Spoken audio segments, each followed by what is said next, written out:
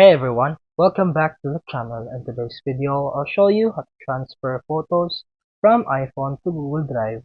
Let's get started. First, open the Google Drive app on your iPhone. If you don't have it yet, just download it from the App Store and sign in with your Google account. Once you're inside the app, tap the plus button at the bottom right corner. From the option that appears, select Upload. Now tap on the photos and videos, and this will open your photo library. Browse and select the pictures you want to upload. You can select multiple photos at once. After choosing, tap Upload. Your photos will now start uploading to Google Drive.